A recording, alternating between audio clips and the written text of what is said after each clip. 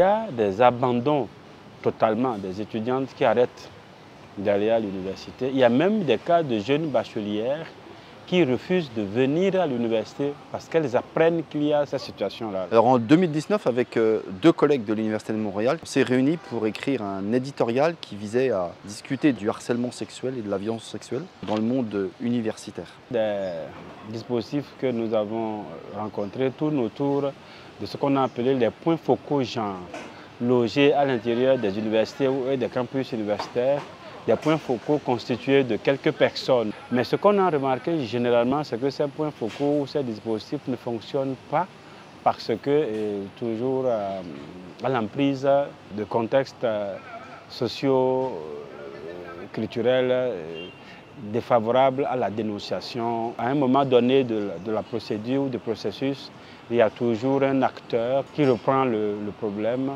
et qui évite que ça aille loin. Alors il y a un enjeu important pour moi, c'est la question institutionnelle.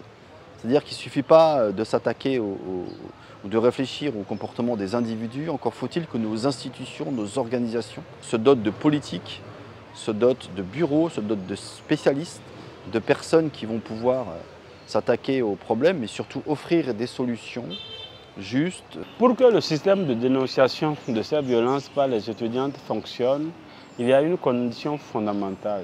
Il ne faudrait pas que les victimes soient abandonnées en cours de chemin par toutes les forces de neutralisation. Il faudrait que les instances mises en place, les dispositifs, qu'ils soient juridiques ou associatifs ou bien humains, aient les ressources pour faire leur travail. Dans les questions institutionnelles, il me semble qu'il y a un élément important à évoquer, c'est la question de la pratique responsable de la recherche. De plus en plus de pays et d'institutions se dotent de tels guides de pratique responsable de la recherche dans lesquels des mauvaises pratiques ou des mauvaises conduites sont évoquées. Mais la question des violences sexuelles est rarement abordée dans ces politiques institutionnelles.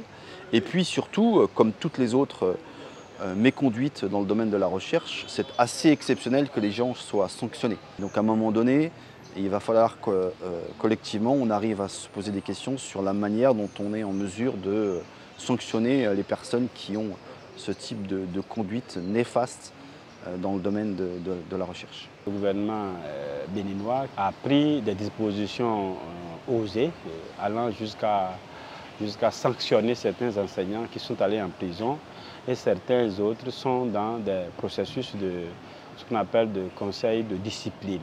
L'enjeu de lutter contre ces violences est aussi de permettre à tout potentiel intellectuel de jeunes étudiantes de se révéler et de contribuer ainsi à la recherche.